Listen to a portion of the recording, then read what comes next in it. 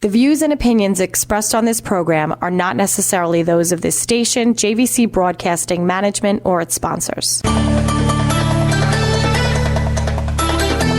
Welcome to History Island, celebrating the rich history of Long Island.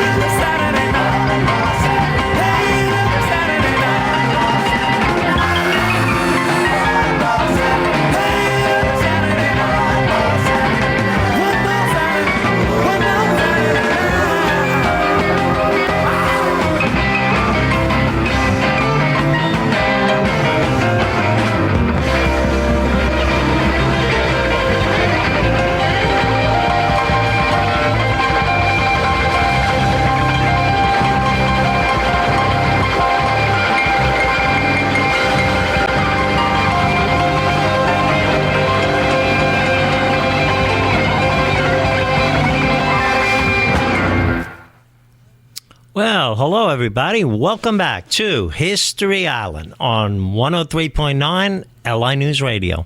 Of course, I'm Dale Spencer, your host, and we're glad to see you tonight. Now, that song I just played is a song by the Grateful Dead, Bob Weir singing. Unfortunately, like many other musicians lately, we lost Bob Weir last week. Great musician, was in the Grateful Dead from the 1960s on, later had a band called Dead and Company that spent about 10 years touring America. He was very influential in music, and over the course of his life, especially later in his life, he got to do a lot of music. Like he got to play at the Grand Ole Opry Hall. He got to do a set with Dolly Parton one time. He would do a lot of different musical things, and he was quite influential in music. In fact, one time he got to go out and play with Paul McCartney. Now, what a lot of people don't know, too, is Paul McCartney loved the Grateful Dead, and he actually made a motion picture about them. And he never released it, though. But it's out there somewhere in the can. So anyway, we just wanted to honor Bob Weir's memory, a guy that we all loved, and a lot of America, millions of people love Bobby. So Bobby, farewell. Thank you for all the years of music you gave us.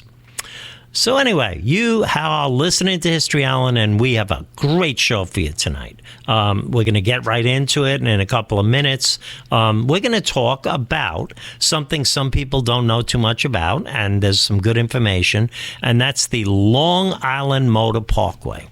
One of the first highways that was built in America, and yes, it was not called Vanderbilt Parkway.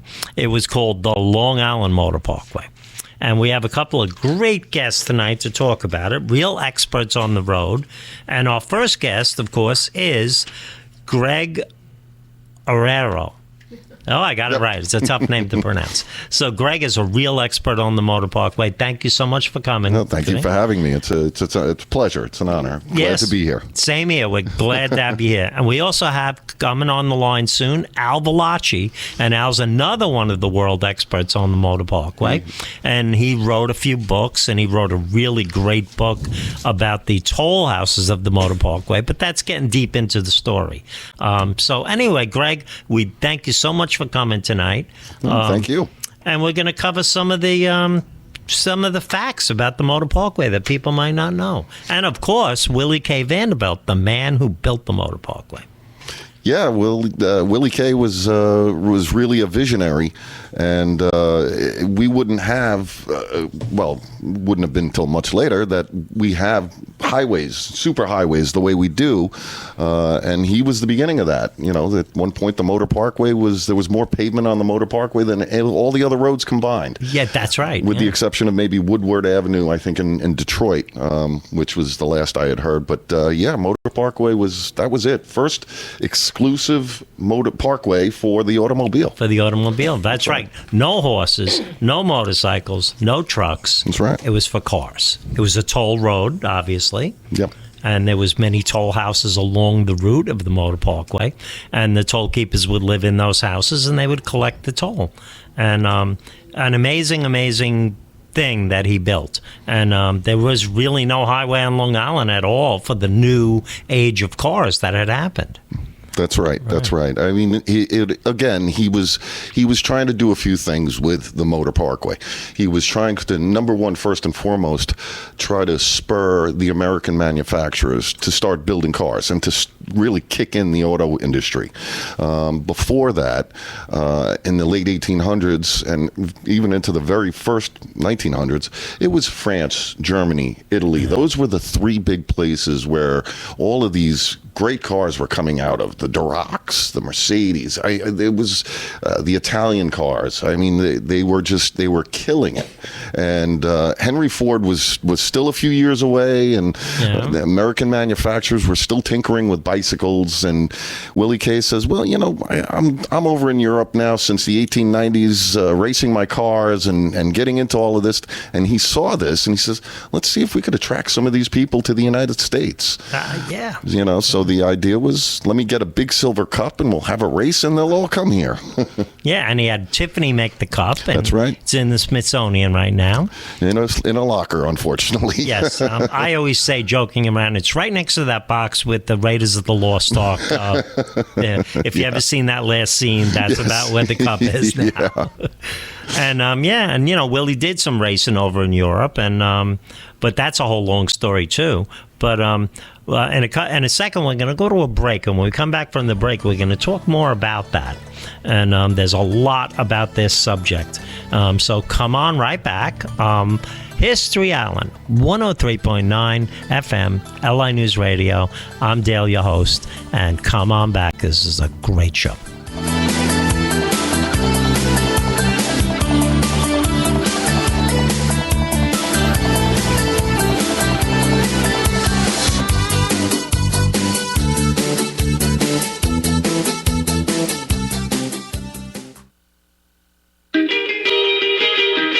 Hi, my name is Mike Cueva. And I'm Lisa Steffens, and we work at BLD's restaurant on Hawkins Avenue in Ronkonkoma. And we would love for everybody to come on down and visit us and check out our food items and our friendly atmosphere. We decorate all the time, year round. And like I said, we are family owned. I'm there 20 years. Mike next to me is there about 15. And we would love everybody to come in and join us. Yeah, you have to try our pancakes, our waffles, our French toast, even our ribs are good. Burgers are great as well. And don't forget, our police officers, our veterans, our fire department, we give discounts for veterans, police officers 7 days a week. So come on down and visit us. Our business hours are 7 a.m. to 9 p.m. And we're known for your home away from home.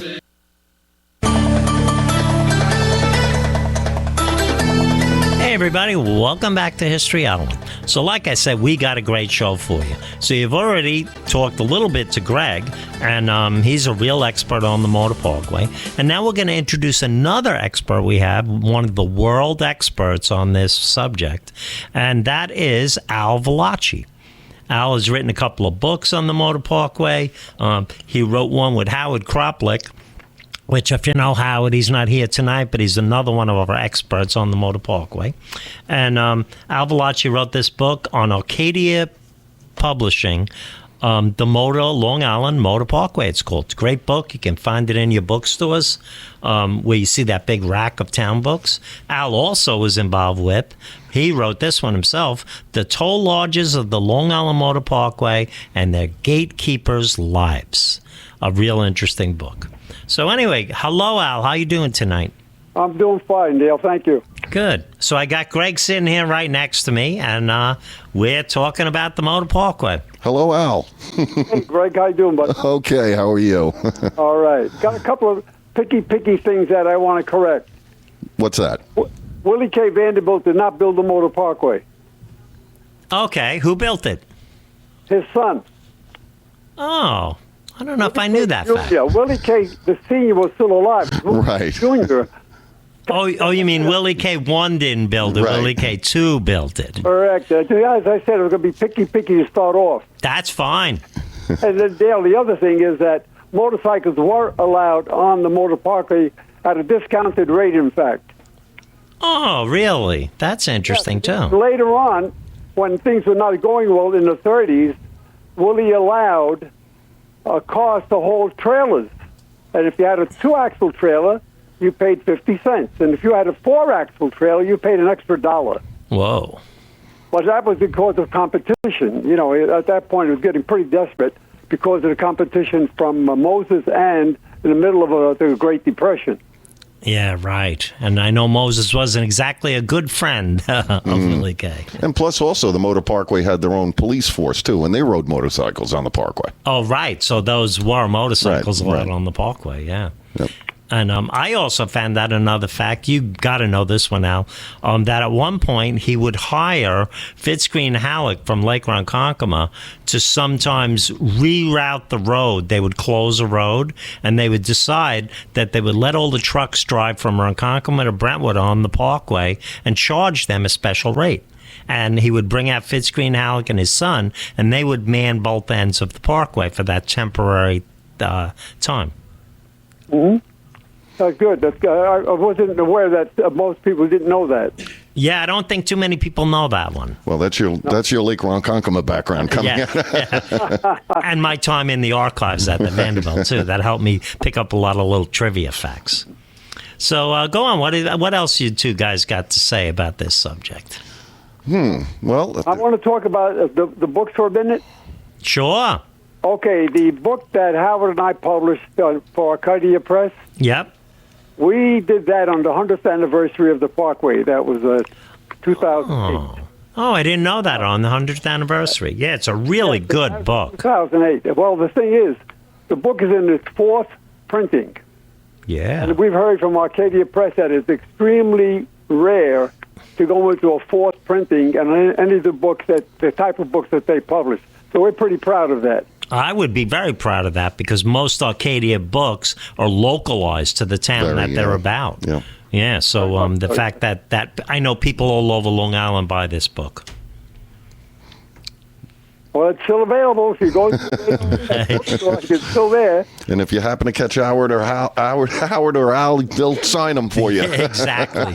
Right. No extra charge. Right, exactly. And of course, we have the toll lodges of the Long Island Motor Parkway. And that's getting harder and harder to find right now. And when you do find one, you pay for it. Oh yeah. This is not a book you find on the normal shelves. Yeah. I self-published the book, and I printed 750 copies. And within 2 years, they're all gone. Oh, so that's what we got, 750 copies that exist. Yeah. It's a great book. I've been looking at this book for a few years now because, I work over at the Vanderbilt and we have it in our library over there. Mm-hmm. And so we all use it a lot as we study Willie K. Vanderbilt's life and his relationship to the Motor Parkway. Yeah, the museum can do a little bit more of a display downstairs with the Lincoln, but it's nice to see some of it up and out there. It's good to see it there. I think time will hopefully take care of that issue. Yeah, it's about time for a refurbish of that exhibit.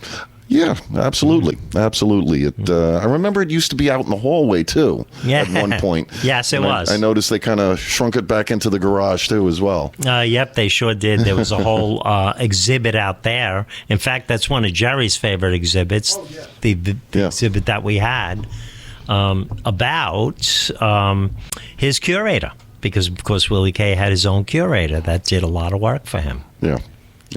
And that his Lincoln there is that's a fascinating car too. It sure is a fascinating car, and it's nice to see that the technology that even in his garage where he can fuel his own cars, and it had a turntable that he can automatically turn his car around in the garage. Yeah, phenomenal. And then of course when his wife complained about the rocks hitting the fenders, he had reconstructed the fenders out of leather so they wouldn't make noise.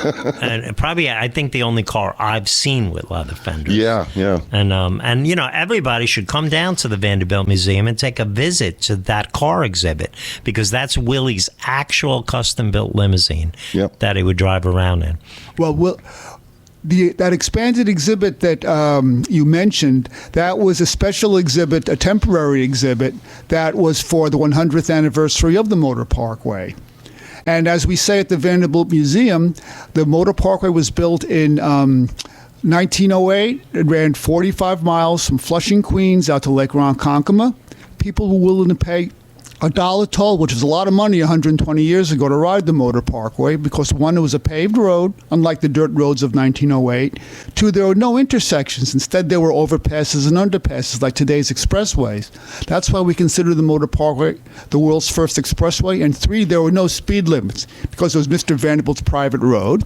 And the Motor Parkway lasted until 1937 when it was given to the government for non-payment of property taxes. It couldn't compete with the Northern State Parkway of Robert Moses, which was a free road. In Suffolk County, the road was wide. It became a local road. It's called Vanderbilt Parkway in Dix Hills. It's called Motor Parkway in Hopog and Ronkonkoma. In Nassau County, you can see ruins of the original Motor Parkway roadbed and one of the old bridges on the grounds of the old Bethpage Village restoration. In western Nassau, the right-of-way is a long, narrow strip of undeveloped land that goes in between people's backyards. But we're hoping eventually either that section or parallel sections could be part of a hiking and biking trail. And in Queens, the Motor Parkway goes through Alley Pond Park and Cunningham Park, and that's the original roadbed. But the Motor Parkway was the first expressway and toll road ever built for automobiles entirely. Yeah. Excellent, Jerry. Very good information. And it's interesting to note that the tolls, unlike tolls of today, as time went on, the tolls went down, not up. So, yeah, he was getting real pressure from Robert Moses, who literally said to Willie Kay there that I'm going to match your parkway exit for exit. And he pretty much did for a lot of it, you know. Well, every time I drive down the Northern State and I pass, for example, Post Avenue, I know why there's an exit of Post Avenue, because he was doing that exact thing. Yeah, because he offered it to Robert Moses. Yeah. But Moses said, no, that's an antiquated road. It won't work for what we need. And he just went and built the Northern State. Yeah. You know. And his one problem there was around the old Westbury area, in the area where it goes south and goes out of the way 13 miles, and that's called Objectors Bend. The objectors were like the Phipps families and some of the wealthy families in the area there who would not allow the Northern State to go through their property, so they had to turn the Northern State down south that way. That's why everybody who asks, why does the Northern State all of a sudden turn that way 13 miles? And that's the reason. Right, and it wasn't until the last estate finally was sold that he was able to get the LIE through that area. Right. So. Okay, listen, guys, we're going to a break. Hang on, Al, everybody. We're going to be back right after the break, and we got some more to talk about for sure.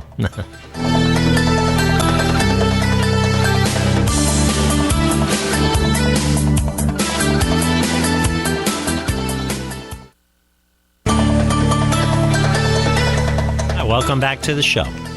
So, first I want to introduce our newest sponsor, and that is introducing the Taurus Auto Center at 400 Portion Road in Ronkonkoma. You can get in touch with them at 631-981-8976. What can I say about these guys? They're highly rated auto repair shop, known for their honest, fair price service. They offer a wide range of repairs, from standard maintenance like oil changes and brakes to more specialized work on classic cars, diesels.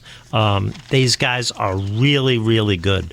I highly recommend them. I've been using them for many years.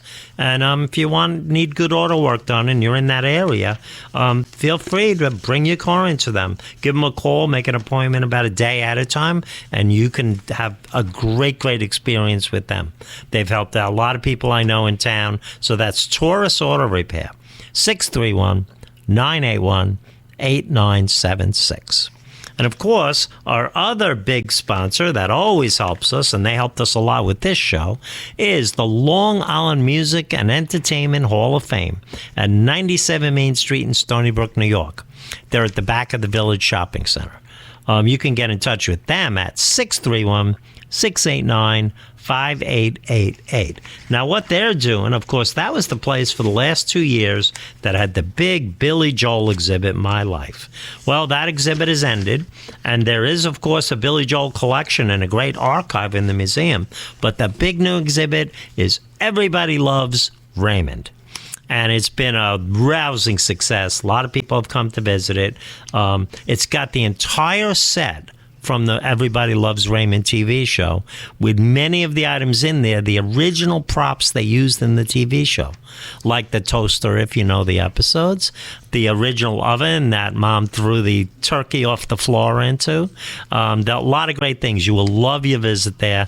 It is really, really good exhibit. And of course, Ray Romano showed up on opening day to the exhibit and didn't stay the scheduled half hour, stayed 3 hours talking with everybody in the crowd. So we thank you guys for that.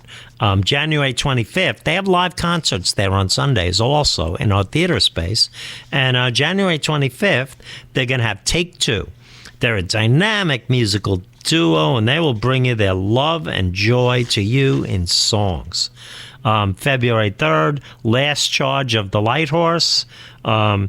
Songwriter and his band, they've had albums, have done all kinds of things. They've charted as high as #1 on college radio stations across the country. And there's always a band like that every Sunday. So come and check it out. Long Island Entertainment and Music Hall of Fame, 97 Main Street, Stony Brook, New York. You can reach them at 631-689-5888. Thanks. Okay, so back to the Motor Parkway. Hey, so Al, I had a question for you. You want to tell us a little bit about some of the toll lodges of the Motor Parkway? Al? We actually lost Al, guys. Oh, okay, we lost Al. We're going to try to get him back. So, meanwhile... Well, the first few original lodges were actually designed by John Russell Pope, who did a lot of work for the Vanderbilt family, obviously, and a lot of other structures. But Pope really did a great job on those first lodges, his Great Neck Lodge, the Meadowbrook Lodge, Garden City Lodge, and one of them is actually still intact, and that's the Garden City Lodge. It was moved in the 80s, and now it used to be, but it was just recently, up until recently, it was the Chamber of Commerce building in Garden City. So if you go there, you can actually see the restored lodge as it sat in 1909 or 10 or 11 when they were still in use. Oh, yeah. I went and visited when it was the Chamber of Commerce building, and it's an amazing building because it is. It's the entire exterior of the building is exactly what a toll lodge would have looked like. And they're tiny. And and it's funny. I've spoken with some Al too, but I've spoken with some people that actually had family that lived there, and it wasn't small families. They were actually there were some that were large families. Yeah, they were kind of squeezed in there. What do you think about that, Al?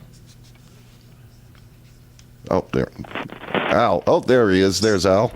Hey, Al. Yeah, I'm here. Yeah. Oh, good. Yeah, we're having some technical problems. Sorry about that. We were talking about some of the toll lodges, and Greg was just mentioning the one that became the Garden City Chamber of Commerce, for example. And we'd like to hear some of what you have to say about some of those toll lodges. Well, at the very beginning, when they were laying out the parkway, they were meant also to have inns at each lodge. Toll lodge is supposed to have an inn attached to it. Oh. The grandiose building, they were going to build at least a dozen of those about 5 miles apart. But what happened is the various communities that the parkway went through, the local innkeepers and hotels complained about they're going to take business away from us. Oh. So the parkway backed off on that aspect of it, and they built the toll lodges that we're familiar with. In fact, they hired John Russell Pope to build the first 6 of the toll lodges. They were all here in the western part of Nassau County. And they were added as the parkway kept being built further east. They would keep adding toll lodges at those particular major intersections. Mm-hmm. And I guess those John Russell Pope designed buildings were going to be where the inns were going to be. Was that when they were planning to do that? Yes, he was going to be the architect. Well, he ended up just designing lodges, and again, the inn concept disappeared because of pressure from local business people through the towns that the parkway would go through. Sure, because Long Island was still kind of a small place population-wise at that time. Yeah, and it was isolated villages. It was basically agriculture. All of Long Island was basically agricultural at the time.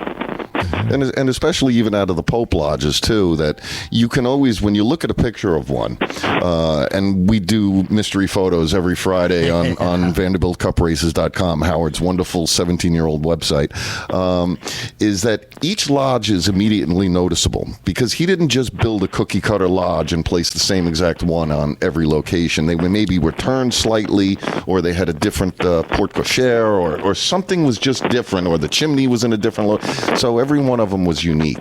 Right. So just ever so slightly. Ah, okay. You know, to some untrained, you know, if you're not used to it, you'd say, oh, they all look exactly the same, but they were not. Yeah, and I think it was more that way over in Suffolk, right? Except for Brentwood, those lodges were a lot the same. Yeah, and some of them, there were some that just started off as a kiosk and then were eventually turned into a lodge. Right, I think Brentwood was like that, right? Yeah. And for anyone who doesn't know that, that would be the corner of Motor Parkway and Washington Avenue in Brentwood. That was one of the toll places where you paid your toll on the Motor Parkway. Yep. So, what else can you tell us, Al, about maybe a few trivia facts we don't know about the Parkway? Well, one of them is has to do with the Brentwood Lodge. Oh, okay. As Greg mentioned it, that was a kiosk on the corner of Washington Avenue and the Motor Parkway. There came a time when Vanderbilt decided to move that lodge to Comac Road. But the problem was, when he got that piece of property at no cost by the developers of the property to the south of the Motor Parkway, so they gave him that with that they had to name a lodge, the Brentwood Lodge, in order to get the free property for that lodge. But that lodge really wasn't in a critical area. So what they did, they moved the lodge to Comac Road and the Parkway. And because they were obligated to call a lodge the Brentwood Lodge, they called the lodge the Brentwood Lodge at Comac. Okay, yeah, because the law. Yeah, that's quite an interesting story. Yeah, that is interesting. Now, also with regard to the Ronkonkoma Lodge. Now, the Ronkonkoma Lodge sat about 1,500 feet west of Roosevelt Avenue because that was the first flat place that you could build a lodge. You didn't want to build a lodge on a hill. That could be dangerous. Sure, especially with the old cars. Instead of being right near the corner of Roosevelt and the Parkway, they built it 1,500 feet west, the first level area where they found the lodge. Right, I've seen it right at the top of the hill.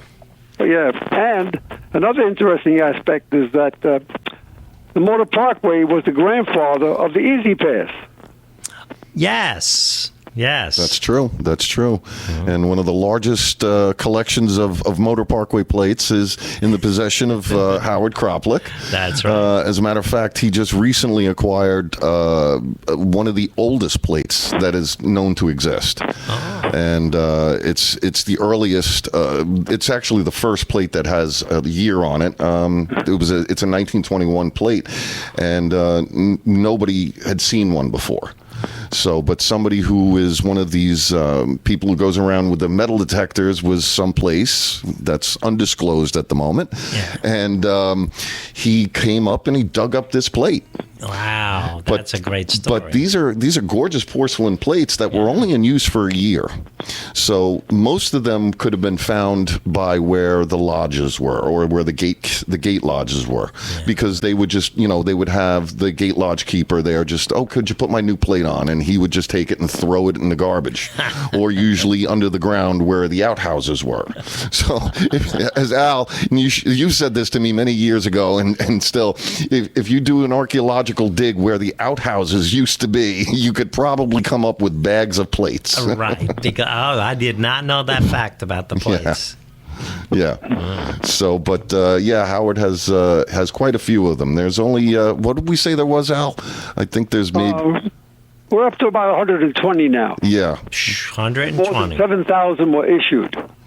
Yeah, wow. That's how disposable they were, and it's as I always say to people who are collectors and that sort of thing, the most valuable things in collectors are the things that were meant to be thrown away. Yes. Yes. The things, when something says it's a collector's item, it usually isn't. And the thing that you cast aside later becomes very valuable. Exactly. And that's what those Motor Parkway plates were. So now when you find them, and they sell for thousands of dollars. But as Howard has always said on the website many, many times, and we've featured it many times, is there's a lot of fakes. There's a lot of people that, and if you go to VanderbiltCupRaces.com and you search them out, Howard actually lines out how you can distinguish a real plate from a phony. Oh, wow. You know, because you don't want to get taken. You know, you think, $50, $100, I'm getting a deal. You know, this thing should be a $1,500 plate, but no, it's a fake. Oh, So you got to be real careful. Now, for our audience who doesn't really know, guys, tell us about what the season pass plate was all about. Well, Al's a little bit better with this one because there were season pass holders, there were plate holders, there were a couple of different types of people. You want to expand on that one, Al? Sure. When the Parkway first opened, again, it was a public corporation, and there were investors in it. So when the Parkway opened in 1908, it opened in 1908. By 1909, Vanderbilt had these brass plates made for the people who had invested in the Parkway. He ordered 50 of those, and they would hang those on the radiators. And as the vehicle pulled up to the lodge house, the lodge keeper would see that plate and realize that's one of the stockholders of the Motor Parkway, would just wave them through. And that went on until 1914. And in 1915, they issued the plates that the porcelain plates were familiar with, and they're open to the public. You could buy a pass, and that gave you the right to drive unlimited times on the Parkway if you had one of those yearly plates issued. Otherwise, you paid a daily fee. Mm-hmm. Now, the plates were, the first year, only 50 plates were ordered. That's why I don't think you'll ever see a 1915 plate. Right. But you could also order, again, more than one, because what had happened, the first guy, a guy named Warner, he asked if he could have two plates because he was tired of switching his plate from one vehicle to another. So they accommodated him. And after a while, more people were ordering. This is the most wealthiest people in the island and the city. They would order 4 and 5 plates. Wow. K himself, he had every year he ordered 10 plates. That's how many automobiles that man had. Between Newport, Long Island, and the city, he had 10 different vehicles that he had a plate. He had one on his car. He didn't just get a free ride. He put a plate on like everybody else did to make it easier for the lodge keepers to come through. And if you go to the Vanderbilt and you go see the plate down that you have in the garage there, it's a replica, but his number was always 100. Oh, I didn't know that. It was always 100. His number was always 100. So that's why when you see the plate down there, it's number 100. And you can see that plate at the Vanderbilt on his custom-built limo. Correct, And it's a great thing. Yeah. So the people who had the season pass didn't pay anything except the initial fee for the season pass? That's right. There was originally $50 for the year, and you could go on the Parkway unlimited. But then they raised it to $60, and when things started to slow up, they were issuing half-year passes. You could buy a half-year pass for $30. Some people only use it. They would go away for the winter or go to Europe or go to Florida, so they only wanted a pass for half a year. And let's say you bought a car in July, and now you want to get a plate, you can buy a half-year plate just for the balance of the year that you bought the car in. And, for example, his first wife there was two kind of plates. There was the pass plates and the purchase plates. Willie K gave away, literally over 100 pass plates every year to family, to politicians, police departments, fire departments, engineering companies that did work on the Parkway. So there was you got to look for two lists of at the Vanderbilt. There's one list for people who paid for the passes, and others that got the plates for free. So check that out, because there's two different sets of plates when you're looking to find more information about the Parkway plates. Oh, and that's kind of interesting because in the archives there, I've seen quite a few letters from local officials along the Parkway requesting, because I have to do business on the Parkway, could you please send me one of those season passes? And there was also golf plates too. Oh, so if you were going to a golf course, you could have gotten a plate issued from the golf course too. Oh, that's really interesting. Yeah, but Greg, tell them which golf courses. Oh, don't put me in a corner. Well, you have Wheatley Hills. There was the Links. Willie K belongs to the Links Club. Yes, yeah. Yes, right. In fact, it's now a condominium complex on Chelsea Rock Road. Oh. So, and also Willie sold the Wheatley Hills golf course, their first 9 holes of the golf course. So those two two courses. If you were a member, you could buy or get a plate at a discounted fee, and it had a different configuration, a different size, but a different coloring, and a different format layout on it. So, the lodge keeper could tell that, okay, that's a golf plate, so he can only go west. If you got that plate, you could only go west. If you went east, you're only allowed to go east up until Mineola, and after that, if you want to go further east than Mineola, you had to pay an extra fee. Right. The golf plates are very rare to find. Oh, I was going to imagine. They're extremely rare to find. So. Oh, that's because not many were printed. They never printed more than 200 in a given year, and that was a lot. So some of them are only 50. So that's why they're extremely rare. Okay, so listen, guys, unfortunately, we're almost out of time. And, of course, typical of the Motor Parkway, we only covered a drop of the information that there is to cover. Yeah. So I would love to have you guys come back on in the future and talk more about this. Sure, there was technological advancements on the Parkway that we didn't even touch upon. Guardrails, on and off ramps, all kinds of things. So an hour is too much. Is not enough time to cover this. I've been following Howard and VanderbiltCupRaces.com for 17 years since he started the website, and I'm still learning every day.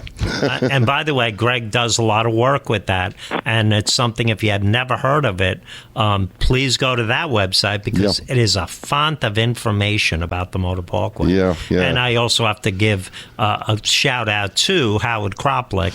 Al and Greg and Howard are real experts on this subject, and we thank you guys for coming. It's funny.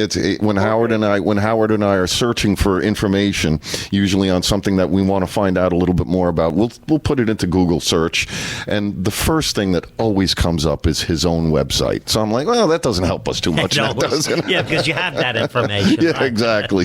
So Howard is the master, along with the other people like Al and Robert Miller and Miller, and there are some great people that have looked at this parkway over the years. I was able to pull Robert Miller out of his retirement upstate to come do a great thing at the Lake Ronkonkoma Historical Society years ago. Yeah. And a great guy too. These guys, we thank God for these guys being around, because this could be a subject that was easily forgotten and not talked about anymore, the Motor Parkway. And if people want to see the Black Beast, which was the winner of the 1909 and 1910 Vanderbilt Cup races here, we will be leading the parade in Lake Ronkonkoma in June. That's June 14th, I believe. Yep. So come and see that. You will love the Black Beast. Come and see the Black Beast here at Roar, as we always say. Right. It's a loud car, chain driven also. Right. Chain your dogs and lock up your fowls, as they said in the 1904 races. So listen, guys, thanks for coming tonight. We appreciate it. Al, Greg. Glad to participate. Yes, we'll be glad to have you on again soon, and we'll talk more about different parts of this Motor Parkway idea. Yes, it was a pleasure. It was a pleasure, yeah. So anyway, we're ending with a song from Bob Weir, and fitting the subject, it's called On the Road Again.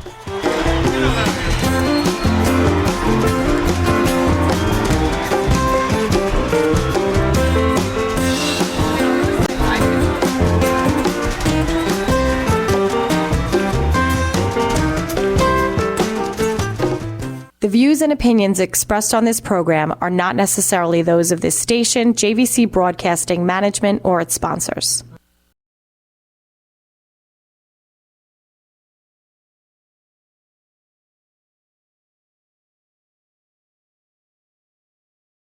The views and opinions expressed on this program are not necessarily those of this station,